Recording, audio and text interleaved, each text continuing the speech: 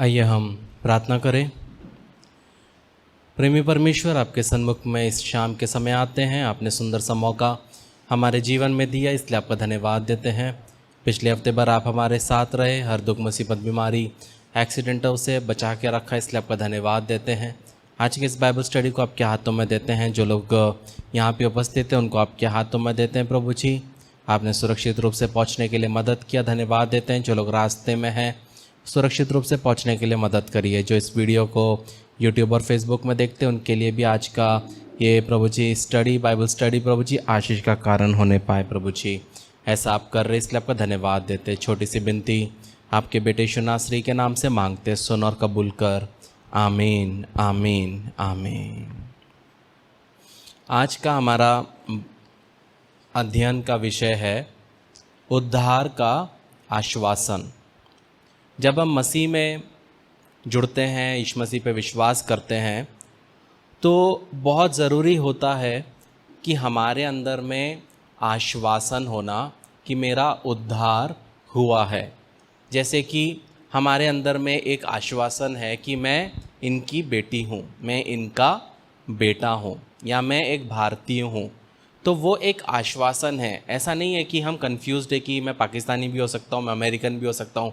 नहीं, तो बहुत ज़रूरी है कि जब हम मसीह को अपनाते हैं तो हमारे अंदर में उद्धार का आश्वासन होना बहुत ज़रूरी है। और यदि एक विश्वासी को आध्यात्मिक रूप से दूसरे की सहायता करनी है तो उद्धार का आश्वासन ज़रूरी है। एक परमेश्वर के दास हैं, उनका नाम है हिल्डी ब्रांड। तो वो कहते हैं कि मेरे कलीसिया में कुछ लोग सोचते हैं कि वो मसीह हैं, उनमें से अधिकांश ऐसी आशा करते हैं कि वो मसीह हैं, और ऐसे कुछ है जो कहते हैं कि वो मसीह हैं, लेकिन बहुत कम है जो जानते हैं कि वो बचाए गए हैं।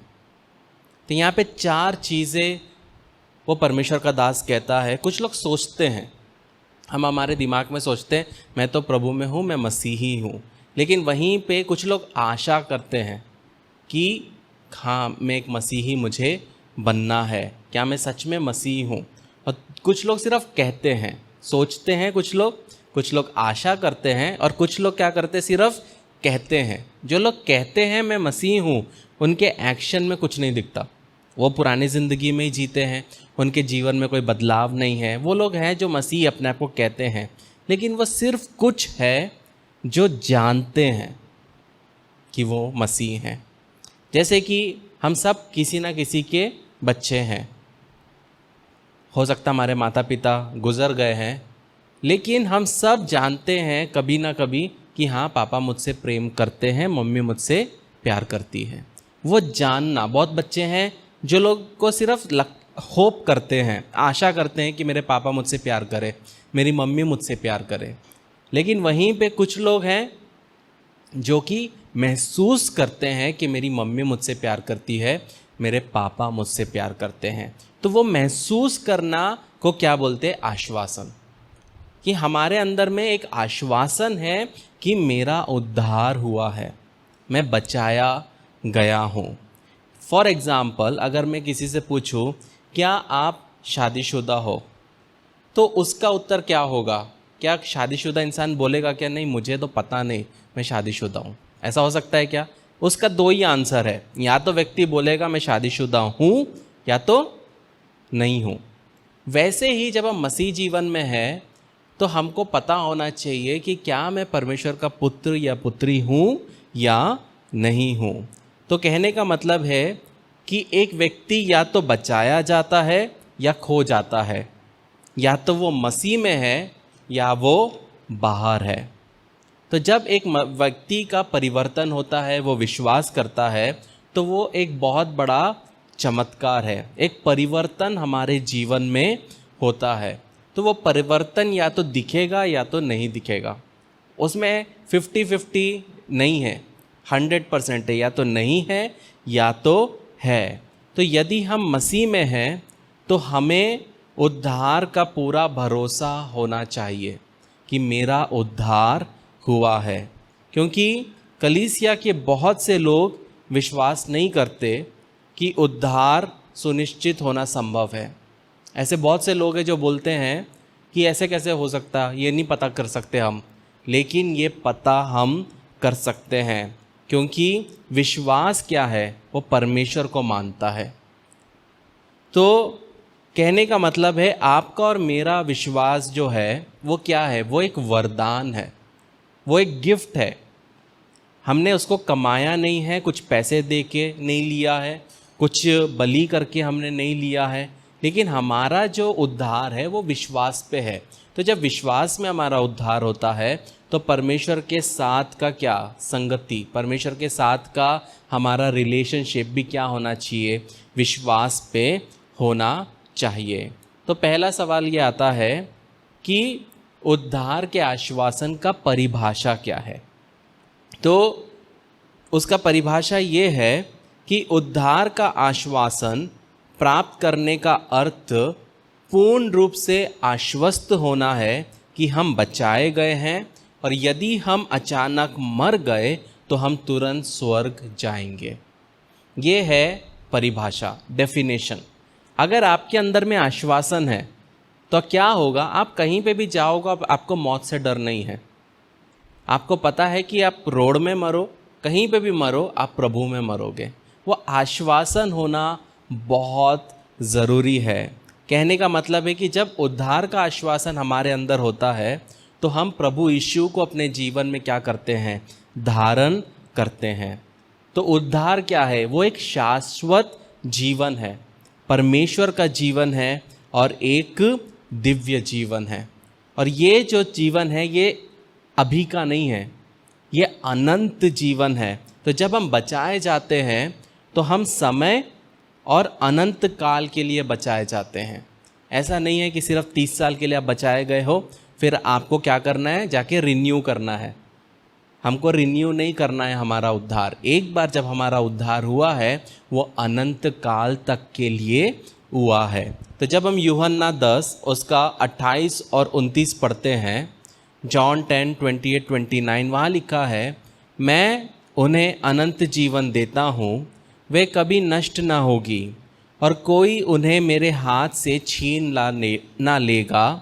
मेरा पिता जिन्हें उन्हें मुझको दिया है सबसे बड़ा है और कोई पिता के हाथ से छीन नहीं सकता। कहने का मतलब है जब जो अनंत जीवन यीशु मसीह हमको देता है उसको कोई छीन नहीं सकता। तो बहुत ज़रूरी है जब आप मसीह में हैं, जब आप प्रभु में हैं, तो आपको ये चीज़ समझना है कि जब मेरा उद्धार हुआ तो ये उद्धार मुझसे कोई नहीं छीन सकता, क्योंकि यीशु मसीह क्या करता है, हमारे उद्धार को बचाता है। तो परिभाषा ये है आश्वासन का कि जब भी आप जीवित हो, कहीं पे भी हो, आपको एक चीज़ आश्वासन रहेगा, मैं कहीं पे भी हूँ, मेरे साथ कुछ भी हो, मैं प्रभु में हूँ, प्रभु मेरे साथ है। मैं आज मरूँ तो भी मैं प्रभु के साथ रहूँगा, अपने परिवार के बीच में मरूँ तो भी प्रभु के साथ रहूँगा, अकेले मरूँ तो भी प्रभु के साथ रहूँगा। वो आश्वासन होना क्या है, बहुत ज़रूरी है। दूसरा सवाल ये उठता है कि उद्धार का आश्वासन किसके पास हो सकता है। ये सवाल हमारे अंदर आ सकता है कि ये आश्वासन क्या सबको मिलता है या सिर्फ चुनिंदों को मिलता है। तो पहला पॉइंट ये है, जिन्होंने यीशु मसीह को अपने व्यक्तिगत उद्धारकर्ता के रूप में ग्रहण किया है। अगर आपने यीशु मसीह को अपने जीवन में व्यक्तिगत रूप में ग्रहण किया है तो ये आश्वासन आपको मिल सकता है। जब हम यूहन्ना 1:12 पढ़ते हैं, जॉन 1:12, वहाँ लिखा है, परंतु जितनों ने उसे ग्रहण किया उसने उन्हें परमेश्वर की संतान होने का अधिकार दिया, अर्थात उन्हें जो उसके नाम पर विश्वास रखते हैं।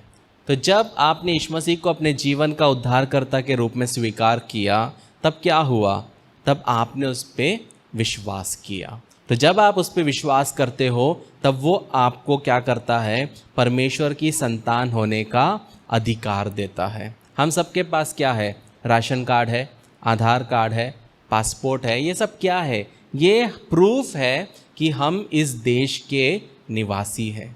वैसे ही जब आप यीशु मसीह को अपने जीवन का उद्धारकर्ता के रूप में स्वीकार करते हो तब क्या मिलता है?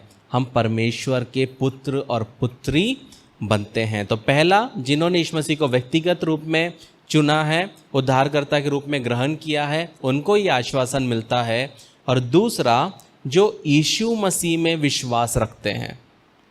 जब हम जॉन 3:16 पढ़ते हैं, वहाँ पे लिखा है, यूहन्ना 3:16, क्योंकि परमेश्वर ने जगत से ऐसा प्रेम रखा कि उसने अपना एकलौता पुत्र दे दिया, ताकि जो कोई उस पर विश्वास करे वो नष्ट ना हो परंतु अनंत जीवन पाए। जो कोई उस पर क्या करे?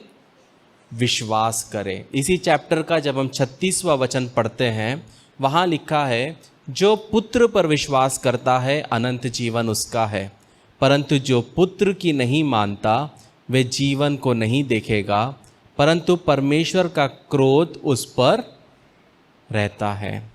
जो पुत्र पर विश्वास रखता है अनंत जीवन उसका है। तो आश्वासन किसको मिलता है? जो यीशु मसीह पर विश्वास करता है और जिसने यीशु मसीह को अपने जीवन का उद्धारकर्ता के रूप में स्वीकार किया है। तो तीसरा प्रश्न ये उठता है कि उद्धार के आश्वासन का आधार क्या है? हर एक चीज़ का आधार होता है, तो इसका आधार क्या है? तो सवाल ये उठता है कि क्या आश्वासन भावनाओं पर आधारित हो सकता है क्या? कभी कभी एकदम से हमें फील होता है, क्या हम उस पर हमारा आधार बना सकते हैं? तो उसका उत्तर है नहीं, कभी भी नहीं। आप अपने भावनाओं के आधार पे कभी नहीं बोल सकते कि मेरा उद्धार हुआ है, क्योंकि शैतान हमारी भावनाओं को नियंत्रित या प्रभावित कर सकता है। फॉर एग्ज़ाम्पल, जब हमारा स्वास्थ्य खराब रहता है हमारी भावनाएं अलग रहती है। जब मौसम अच्छा रहता है हमारी भावनाएं अलग रहती है। मौसम खराब है हमारी भावनाएं अलग रहती है। जब परिस्थिति अच्छी है हमारी भावनाएं अलग रहती है। जब परिस्थिति विपरीत है तो हमारी भावनाएं अलग रहती है। वहीं पे वातावरण, हमारा जो एनवायरनमेंट, अगर मसीहों के बीच में है तो हमारी भावनाएं अलग रहती है, लेकिन अगर गलत समूह के बीच में है तो हमारी भावनाएं अलग रहती है। तो ये कभी नहीं बोल सकते कि भावनाओं के बेसिस में मैं बोल सकता हूँ कि मेरा उद्धार हुआ है।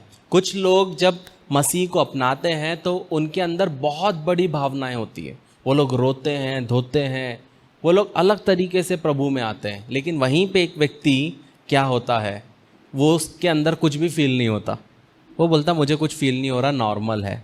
तो ये भावनाएं व्यक्तिगत रूप में होती है, अलग अलग व्यक्ति में अलग अलग तरीके से होती है। इसलिए कभी भी भावनाओं के आधार पे हम हमारे उद्धार को क्या नहीं कर सकते, फाइनलाइज नहीं कर सकते।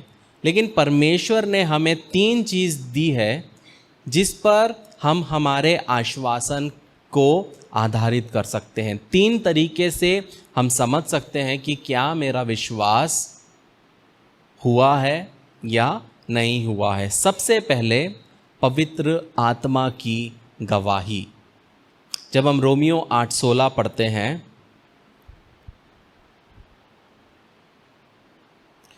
रोमन्स 8:16, वहाँ क्या लिखा है? आत्मा आप ही हमारी आत्मा के साथ गवाही देता है कि हम परमेश्वर की संतान हैं। तो जब आप मसीह जीवन में चलोगे, पवित्र आत्मा आपको क्या करेगा? आश्वासन देगा। तो जब आप विश्वास में आने के पहले पवित्र आत्मा का काम अलग था। पहला उसका काम क्या था? जब आप विश्वास में नहीं थे, आपने यीशु मसीह को नहीं अपनाया, तो पवित्र आत्मा आपके पाप के बारे में, आपके धार्मिकता के बारे में और आने वाले न्याय के बारे में आपको दोषी ठहराता था। ये पवित्र आत्मा का काम था। यीशु मसीह ने बोला जब पवित्र आत्मा आएगा वो तुम्हें क्या करेगा? पाप, धार्मिकता और आने वाले न्याय के बारे में स्मरण दिलाएगा। तो यहाँ पे 3 चीज़, पाप, धार्मिकता और आने वाले न्याय। तो जब आप मसीह में आने के पहले पवित्र आत्मा आपको हमेशा क्या करेगा? आपके पाप के बारे में कन्विक्ट करेगा। तू पापी है, तूने गलत किया। पवित्रता के बारे में बताएगा न्याय के बारे में बताएगा। लेकिन जब आप यीशु मसीह पे विश्वास करते हो, उसके बाद पवित्र आत्मा क्या करता है, उसकी सेवकाई बदल जाती है। और एक विश्वासी में पवित्र आत्मा क्या करता है, शांति से बात करता है और वो विश्राम हमें प्रदान करता है और उस व्यक्ति की पुष्टि करता है कि वो वास्तव में अब यीशु का है। ये फील हमारे अंदर पवित्र आत्मा देता है कि मैं प्रभु का हूँ। हम जब गाते हैं मैं प्रभु का हूँ, हम प्रभु के हैं, तो ये जो हम गाते हैं, हम तो नॉर्मली गाते हैं, लेकिन बहुत कम है जो समझ के गाते हैं। उनके अंदर में वो फील होता है कि मैं सच में प्रभु का हूँ। ये पवित्र आत्मा का काम है। जब हम गलातियों 4:6 पढ़ते हैं, गैलेशियंस 4:6, वहाँ लिखा है, और तुम जो पुत्र हो इसलिए परमेश्वर ने अपने पुत्र के आत्मा को, जो हे अब्बा हे पिता कर कहकर पुकारता है, हमारे हृदय में भेजा है। तो क्या लिखा है, तुम जो पुत्र हो। पुत्र क्या है, पुत्र सिर्फ लड़कों के लिए नहीं बोल रहा है।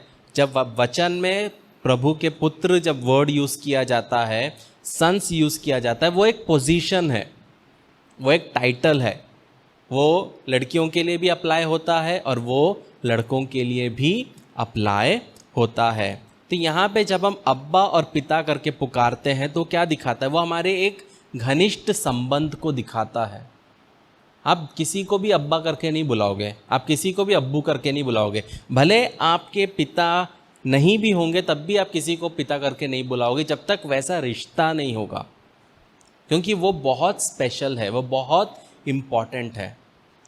तो पवित्र आत्मा क्या करता है, धीरे से हमारी आत्मा में फुसफुसाता है कि अब तुम परमेश्वर की संतान हो।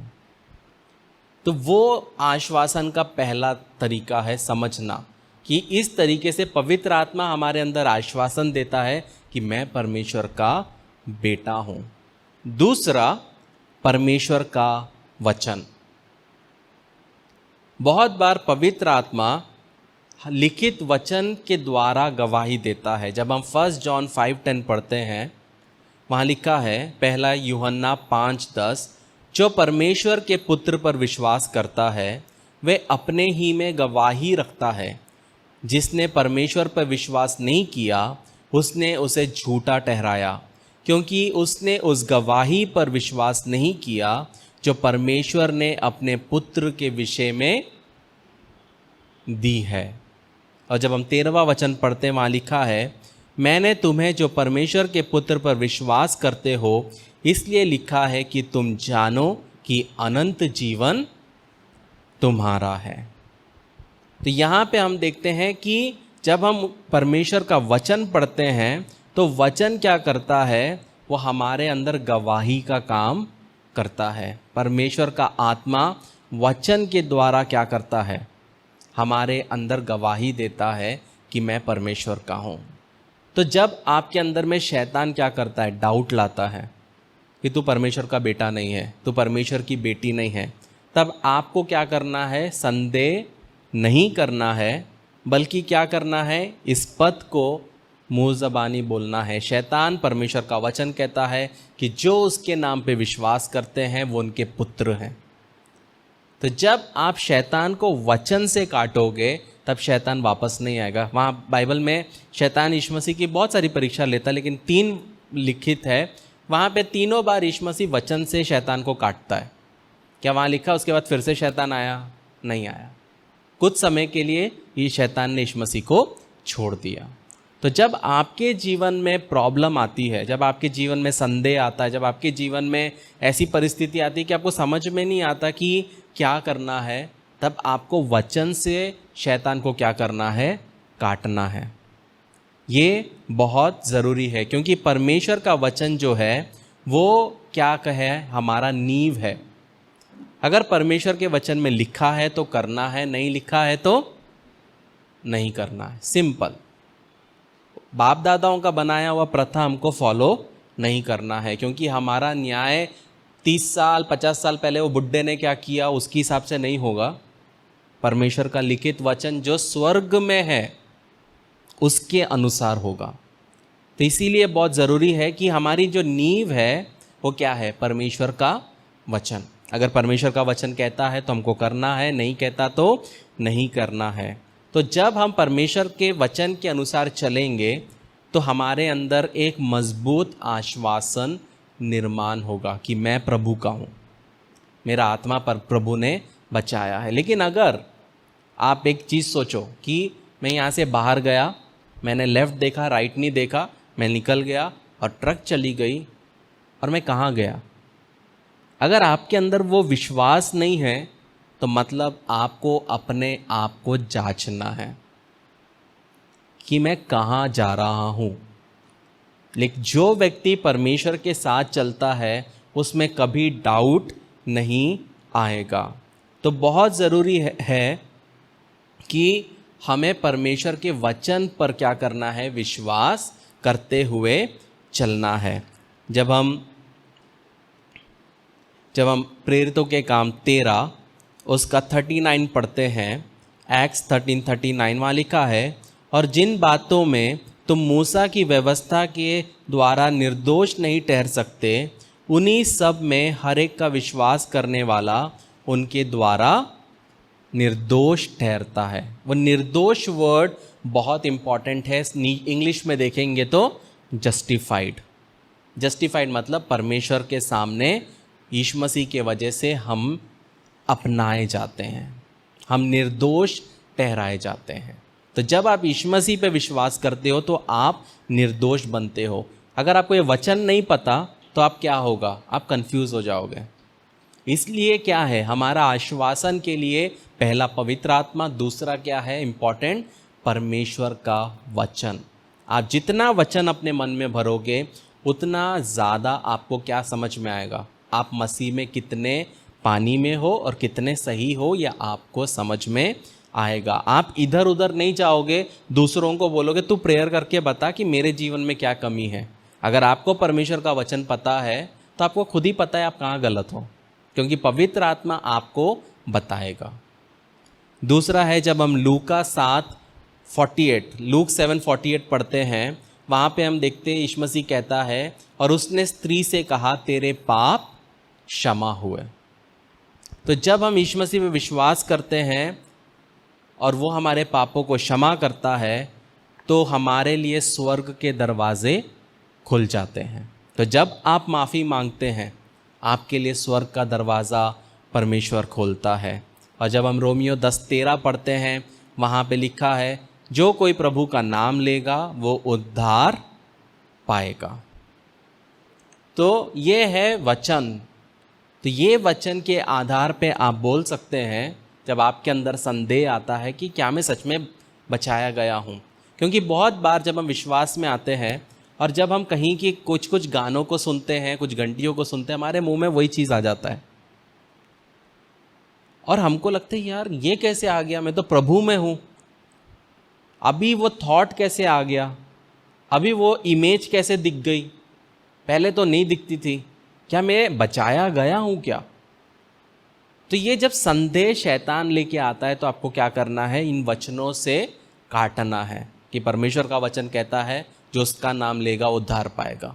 मैं यीशु मसीह का नाम लेता हूँ, यीशु मसीह का नाम लेती हूँ। तो पहला पवित्र आत्मा के द्वारा, दूसरा उसके वचन के द्वारा, और तीसरा और आखिरी बदली हुई जिंदगी।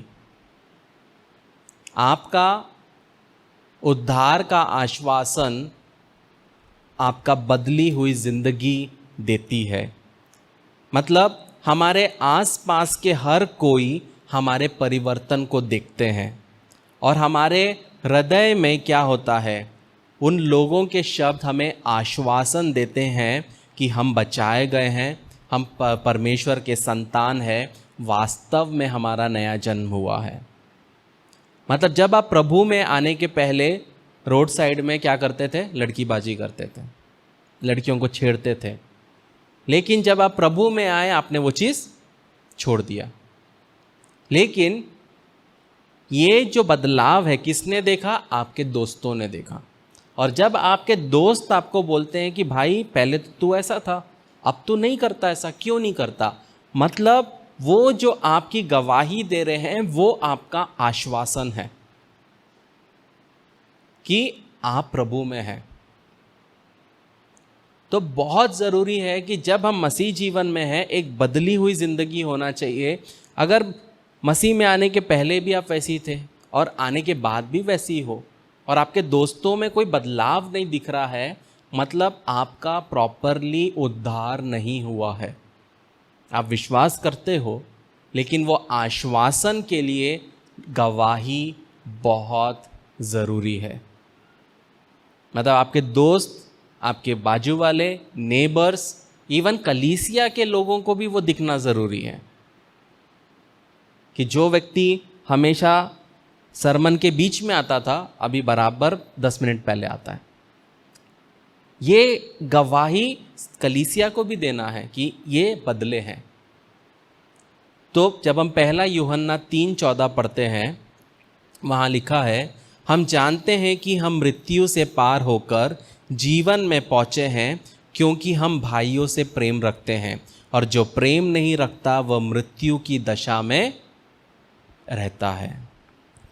तो कहने का मतलब है प्रियो कि जब हम प्रभु में हैं, हम एक नई सृष्टि है। 2 कुरिन्थियों 5:17 एक गाना है, हम लोगों ने शायद कभी नहीं लिया। वो ऐसा कहता है कि यदि कोई मसीह में है वो है एक नई सृष्टि, और मैं भी उसका गवाह, और मैं भी उसका गवाह। तो जब हम प्रभु में हैं, हम एक नई सृष्टि है। तो जब हम एक नई सृष्टि बोलते हैं तो उसका मतलब क्या होता है? एक नया स्नेह, एक नया प्रेम हमारे अंदर आता है, एक नई पसंद हमारे अंदर आती है, एक नई नापसंद हमारे अंदर आती है, एक नई नफरत हमारे अंदर आती है। मतलब प्रभु में आने के पहले जो चीज़ से हम प्रेम करते थे अब हम नहीं करते, अब हम उससे नफरत करते हैं। और प्रभु में आने के पहले जिस चीज़ों से हम नफरत करते हैं हम उससे प्रेम करने लगते हैं। हमारी पसंद बदलती है, हमारे नापसंद बदलते हैं। तो जो चीज़ आप प्रभु में आने के पहले एंजॉय करते थे, आपको बहुत अच्छा लगता था, लेकिन जब आप प्रभु में आ गए अब आप वो चीज़ देखने के लिए, सोचने के लिए भी आपको घिन लगता है। वो क्या है? आश्वासन। वो आश्वासन क्या है? कि आप प्रभु में है। तो बुरी आदतों की जब शक्तियाँ और उपस्थिति आपके जीवन से चली जाती है, ये पुष्टि करता है कि आप वास्तव में बचाए गए हो। मतलब प्रभु में आने के पहले जो बुरी आदतें थी अभी वो आप नहीं करते, वो क्या है? पुष्टि है कि आप बचाए गए हो। तो आप बोलोगे ऐसा कैसे हो सकता है? हो सकता है अगर आप पवित्र आत्मा पे निर्भर रहोगे। अगर आप अपने बलबूते पे निर्भर रहोगे आप कभी नहीं कर सकते, लेकिन जब आप पवित्र आत्मा में रहोगे तब क्या होगा? वो आपको मदद करेगा हर एक बुरी सोच से, हर एक बुरी चाल से निकलने के लिए। चौथा प्रश्न ये होता है कि उद्धार के आश्वासन की समस्या क्या है? अगर हमारे अंदर आश्वासन हमें चाहिए, लेकिन वो ना मिलने के लिए भी क्या होता है? हमें प्रॉब्लम्स आते हैं, क्योंकि परमेश्वर का वचन और परमेश्वर का आत्मा बहुत स्पष्ट है आश्वासन के लिए। फिर भी बहुत से लोग इस आश्वासन में नहीं जीते। वो चर्च आते हैं, बाइबल पढ़ते हैं, प्रेयर करते हैं, लेकिन जब वो सोते हैं, उठते हैं, उनके अंदर वो आश्वासन नहीं है कि मैं प्रभु का हूँ। उनको लगता है कि मेरे को परमेश्वर ने बचाया, वचन के अनुसार चल रहे हैं, लेकिन वो श्योरिटी नहीं है। फॉर एग्जाम्पल, आपके पास में लाइसेंस नहीं है, आप चला रहे हो, पुलिस आपको नहीं पकड़ रही है, आपको कोई नहीं पकड़ रहा है, और आप क्या है? एक गलत आश्वासन में चल रहे हो कि क्योंकि पुलिस मुझे नहीं पकड़ रही मैं सेफ हूँ। लेकिन सोचो, हमेशा आपके अंदर में छोटा सा 1% डर रहेगा, अगर पुलिस पकड़ ली तो। वह सिर्फ आपको पता है कि आपके वॉलेट में लाइसेंस है कि नहीं, सही है? वैसे ही जब आप प्रभु में हो तो आपको 99% आपको पता है कि आप प्रभु में हो कि नहीं, क्योंकि आपके पास अगर लाइसेंस नहीं है तो आपको पता है, किसी को नहीं पता। वैसे ये आश्वासन आपके अंदर है, आपको महसूस होगा, आप प्रभु के प्रेम को महसूस कर पाओगे। जब आप अकेले में रोते हो तो आप उसके हाथ को महसूस कर पाओगे। तो बहुत ज़रूरी है समझना कि प्रॉब्लम क्या है। कुछ लोग क्यों आश्वासन को महसूस करते हैं और कुछ लोग क्यों नहीं समझ पाते, उसका एक ही उत्तर है, क्योंकि वो शैतान के आरोपों को सुनते हैं। शैतान जब बोलता है कि तू नालायक है, तू कोई काम का नहीं है, तू प्रभु का बेटा नहीं बन सकता, तू प्रभु की बेटी नहीं बन सकती, तू तेरा जीवन नष्ट होगा, और जब वो शैतान की आवाज़ को सुनने लगते हैं तब उनके अंदर से ये आश्वासन जाने लगता है। तो इसमें एक टेस्ट है, जैसे हम एसिड का टेस्ट करते हैं, तो वैसे 2 सवाल है, अगर आप उसका उत्तर हाँ में दो तो आपको पता चल जाएगा कि आप प्रभु में बचाए गए हो कि नहीं। तो वही है, पहला कि क्या मैंने यीशु मसीह को अपने व्यक्तिगत उद्धारकर्ता के रूप में ग्रहण किया है, और दूसरा, क्या मैं वास्तव में प्रभु यीशु पर विश्वास करता हूँ, करती हूँ। अगर इन दोनों में आपका उत्तर हाँ है तो वचन के आधार पे आप बचाए गए हो, वचन के आधार पे आप बचाए गए हो। लेकिन परमेश्वर का वचन पर जब हम संदेह करते हैं तब हम परमेश्वर के वचन को लज्जित करते हैं, जो कि एक भयानक पाप है। कहने का मतलब है, अगर आपका वचन कहता है आप बचाए गए हो, आप शैतान की बात सुनते हो और आप वचन पे डाउट कर रहे हो, मतलब आप क्या कर रहे हो, आप पाप कर रहे हो। तो बहुत ज़रूरी है आपके अंदर ये विश्वास होना चाहिए कि परमेश्वर ने मुझे बचाया है।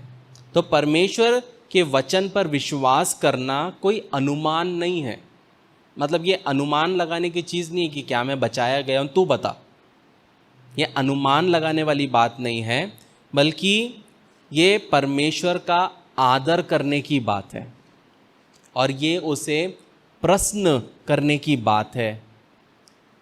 जब हम उसके वचन पर क्या करते हैं, विश्वास करते हैं, तब हम क्या कर रहे हैं, परमेश्वर की आदर कर रहे हैं, और दूसरा उसे प्रश्न कर रहे हैं।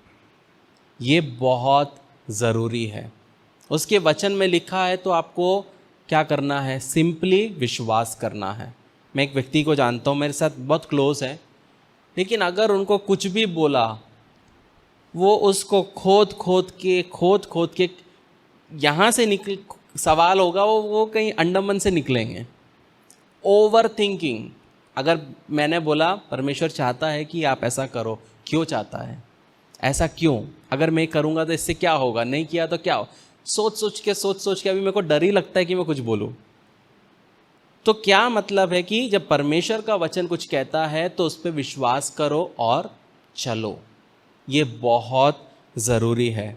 तो 5वां सवाल यह आता है कि उद्धार के आश्वासन में क्या बाधाएं आती है। कहने का मतलब है कि जब हम परमेश्वर के वचन पर विश्वास करने में असफल होते हैं, ये जानने के लिए कि क्या मैं बचाया गया हूँ, तो पहला चीज़ जो हमें करना है, हमें प्रार्थना करना है। चेलों ने यीशु मसीह से बोला हमारे विश्वास को बढ़ा, तो वैसे ही हमें क्या करना है, यीशु मसीह को बोलना है मेरे विश्वास को बढ़ा, ताकि बाइबल जो कहती है मैं उस पर विश्वास करने पाऊँ। अगर हम ये प्रार्थना नहीं करेंगे तो हम वो आश्वासन को नहीं प्राप्त कर पाएंगे। दूसरा कारण है आध्यात्मिक आलस।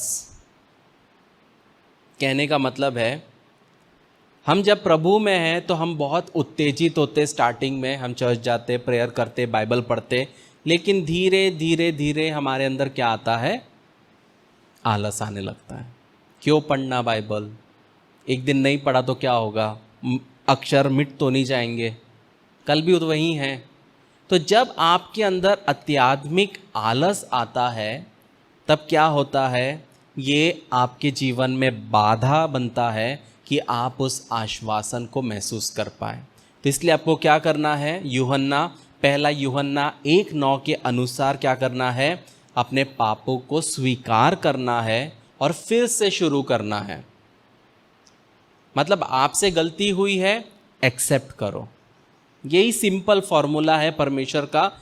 गलती हुई, मान लो। परमेश्वर के सामने टेढ़ा मत बनो। परमेश्वर के सामने टेढ़ा नहीं बनना कि कैसे मैंने तो सही किया, तू ही गलत होगा, वैसा एटीट्यूड नहीं रखना। अगर गलती है मानो, पर एक नई शुरुआत करो। तीसरी चीज़ जो बाधा बनती है वो है संसारिकता या दुनियादारी। जब आपके दिमाग में सिर्फ सांसारिक चीज़ें चलती है, आपके अंदर में परमेश्वर का कोई प्रेम नहीं है, परमेश्वर की चीज़ करने की इच्छा नहीं है, साथ में कुछ करने की, अगर पति पत्नी है तो साथ में बैठ के बाइबल पढ़ने की इच्छा नहीं हो रही, प्रेयर करने की नहीं इच्छा हो रही, आप सिर्फ बाइबल पढ़ रहे हो एक फॉर्मेलिटी के लिए, क्योंकि हम क्रिश्चियन हैं तो फैमिली प्रेयर करना है, चलो कर लेते, आओ एक वचन तू पढ़, तू गाना गा, ख़त्म। अगर आपके अंदर वो इच्छा नहीं है कि मुझे क्या करना है, एक फेलोशिप करना है, मुझे साथ में बैठ के प्रार्थना करना है, और सिर्फ प्रार्थना नहीं, उसके साथ हम क्या कर सकते हैं कि हम एक दूसरे को और बेटर विश्वासी बना सकें। जैसे एक लिस्ट बनाया, दाऊद के बारे में कहाँ लिखा है, अब्राहम के बारे में कहाँ लिखा है, वैसा लिस्ट बना के एक दूसरे को दो, फिर पूछो एक दूसरे को, क्या करो, सिखाओ, तू भी याद कर, मैं भी याद करूँगा, ताकि जब कोई पूछे कि नू कहाँ लिखा है तब आप बोल सको। अगर आपको नहीं आएगा तो आपकी पत्नी को तो पता रहेगा कम से कम। तो ये दिखाता है कि आप दुनिया में हो या आप प्रभु में हो। आप सिर्फ प्रेयर कर रहे हो, पट पट पट पट पट, आमीन, चल नेटफ्लिक्स लगा, कौन सा सीजन चालू है, तब प्रभु का सोच नहीं है। मैं ये नहीं कह रहा कि आपने नेटफ्लिक्स देखा या हॉटस्टार देख लिया तो पाप हो गया। मैं ये कह रहा हूँ प्रायोरिटी क्या है। आप प्रभु का काम, फैमिली प्रेयर को एक लाइबिलिटी देखते हो कि करना है क्योंकि हम मसीह में हैं, तो मत करो। ऐसे करने से आपका वो 15 मिनट का सीज़न वेस्ट हो जाएगा, जल्दी देख लोगे। कहने का मतलब है संसारिकता जो है वो ये नहीं है कि आप पब में जाके डांस कर रहे हो या आप व्यभिचार कर रहे हो, आप ड्रिंक कर रहे हो। संसारिकता मतलब प्रभु को फर्स्ट प्रायोरिटी नहीं देना। आपके लिए दुनिया की चीज़ें इम्पॉर्टेंट है, प्रभु की चीज़ें सेकेंडरी है, उसे बोलते हैं संसारिकता। चौथा जो बाधा बनता है वो है पवित्र आत्मा की परिपूर्णता का अभाव। जब हमारे अंदर पवित्र आत्मा से हम पूर्ण तौर पे नहीं भरते, तब बहुत बार क्या होता है कि हम उस आश्वासन को महसूस नहीं कर पाते। इसलिए बहुत इम्पॉर्टेंट है कि हम पवित्र आत्मा में भरे, अन्य भाषा में हम प्रार्थना करें। जितना आप प्रार्थना करोगे उतना आपके लिए वो बेहतर है। जब हम जॉन 7:37-39 पढ़ते हैं, यूहन्ना 7:37-39 वहाँ लिखा है, पर्व के अंतिम दिन जो मुख्य दिन है, यीशु खड़ा हुआ और पुकार कर कहा, यदि कोई प्यासा हो तो मेरे पास आए और पिए। जो मुझ पर विश्वास करेगा, जैसा पवित्र शास्त्र में आया है, उसके हृदय से जीवन की जल की नदियाँ बह निकलेगी। उसने ये वचन पवित्र आत्मा के विषय में कहा, जिसे उन पर विश्वास करने वाले पाने पर थे, क्योंकि आत्मा अब तक ना उतरा था, क्योंकि यीशु अब तक अपनी महिमा को ना पहुंचा था। तो जब यीशु मसीह यहाँ पे बोल रहे थे मेरे पास आओ पियो जो प्यासा है, तब पवित्र आत्मा नहीं आया था। लेकिन अभी पवित्र आत्मा हमारे साथ है, हमारे बीच में है, हमारे अंदर है। तो हमें क्या करना है, जब हम उसकी परिपूर्णता में चलेंगे तब हमें ये आश्वासन मिलेगा। तो आप पूछोगे तो इसका इलाज क्या है, क्योर क्या है? सिंपल, 2 स्वामियों की सेवा करने की कोशिश मत करो। सिंपल चीज़ है, अपनी इच्छा परमेश्वर के हाथ में दो, वो मार्गदर्शन करेगा। ये बहुत ज़रूरी है। अननेसेसरी चीज़ों को कॉम्प्लिकेट मत करो, चीज़ों को सिंपल रखो और वचन के अनुसार आगे बढ़ो। पांचवा बाधा जो है वो है गलत सिद्धांतों पर अत्यधिक जोर देना। बहुत सारे सिद्धांत हैं मसीह जीवन में और बहुत लोग अलग अलग तरीके से सिखाते हैं। तो बहुत सारी चीज़ जो आपको नहीं समझ रही उसको कॉम्प्लिकेट मत करो, प्रभु के हाथ में छोड़ दो। जो नहीं समझ रहा छोड़ दो, जो समझता है उसको पकड़ के आगे चलो। और आखिरी बाधा जो है वो है पाप और भटकाव। पाप होता है, अपनी गलती मानो, फिर से शुरुआत करो। भटकाव मतलब बैकस्लाइड। एक मसीही कभी भी फिर से अविश्वासी नहीं होता, वो बैकस्लाइड होता है। तो बैकस्लाइड होने का मतलब है जो विश्वास में था उसके जीवन में कुछ गलत हुआ और उसने प्रभु को छोड़ दिया, प्रॉब्लम आया छोड़ दिया, विश्वास के लिए ताड़ना पड़ी छोड़ दिया। लेकिन जब हमारे जीवन में ये दो चीज़ होता है तो सिंपल चीज़ है, माफ़ी मांगो, परमेश्वर से माफ़ी मांगो, एक नई शुरुआत करो। कहने का मतलब है प्रियो कि ये आपका प्रार्थना होना चाहिए कि प्रभु मुझे मदद कर कि मैं अपने उद्धार को समझ पाऊँ, मेरी सहायता कर कि क्या वास्तव में मैं बचाया गया हूँ कि नहीं। झूठी सुरक्षा पे विश्वास नहीं करना। ऐसे बहुत से शिक्षाएं हैं जो लोग देते हैं और वो कहते हैं कि अगर आपने यीशु मसीह पे विश्वास किया उसके बाद आपको जो करना है करो, पाप करना है पाप करो, आप स्वर्ग जाओगे। तो ये एक गलत शिक्षा है। तो इन सब पे विश्वास ना करते हुए परमेश्वर के साथ में क्या करना है, एक संबंध को बनाना है। सबसे इम्पॉर्टेंट चीज़, अगर आप कहना चाहते हो कि मैं बचाया गया हूँ, अगर आप जानना चाहते हो कि मैं बचाया गया हूँ, तो ये चीज़ आप तभी समझ पाओगे जब आपके अंदर विनम्रता है। अगर आपके अंदर घमंड है तो या अलग अलग आदतें हैं, आप वो चीज़ को कभी समझ नहीं पाओगे। लेकिन जब आप प्रभु के साथ विनम्र होके चलोगे तब आप महसूस करोगे उसकी कृपा और उसके दया को, और तब आप समझोगे कि आप अपने आप को नहीं बचाते बल्कि प्रभु आपको बचाता है, प्रभु आपको सुरक्षित रखता है और वो आपको स्वर्ग की ओर ले जाता है। मतलब आप और मैं सुरक्षित इसलिए नहीं है कि हम में कुछ खूबी है, परमेश्वर हमें बचाता है, संभालता है। कभी सोच के देखना ऐसा क्या खूबी था कि हम बचे। मेरे क्लासमेट्स में से बहुत सारे लोग मर चुके हैं एक्सीडेंट्स में, अलग अलग इसमें। मुझ में ऐसी क्या खूबी थी कि मैं ज़िंदा हूँ? ये सवाल हमेशा अपने आप से करना कि हम में ऐसी क्या बात थी कि पूरा सोसाइटी अंधकार में है, सिर्फ यही परिवार, मेरे ही परिवार पे प्रभु की प्रकाश क्यों गिरी, ये प्रभु का अनुग्रह क्यों हुआ। तो जब वो आप समझ जाओगे कि आप कितने आशीषित हो कि परमेश्वर ने आपको चुना है।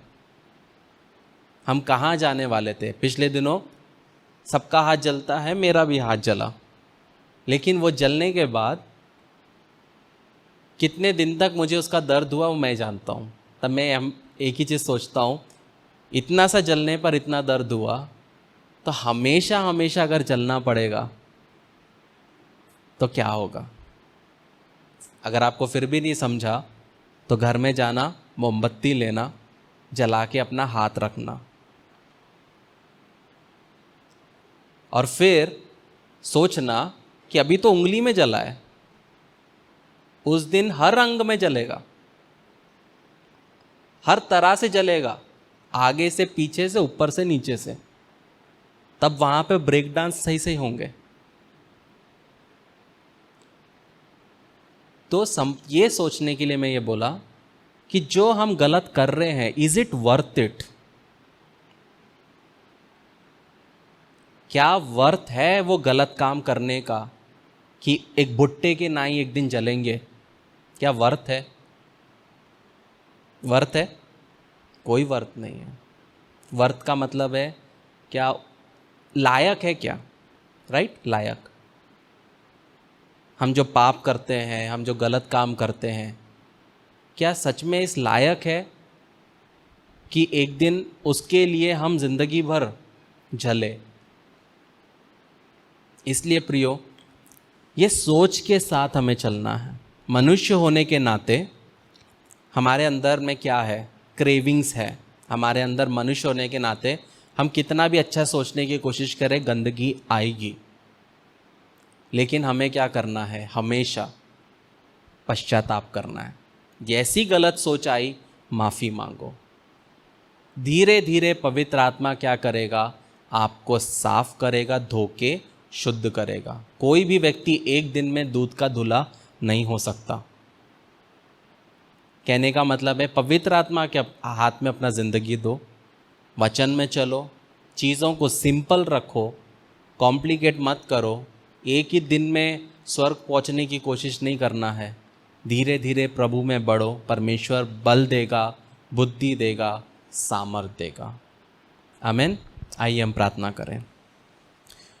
प्रेमी परमेश्वर, आपके सन्मुख में फिर से हम आते प्रभु जी।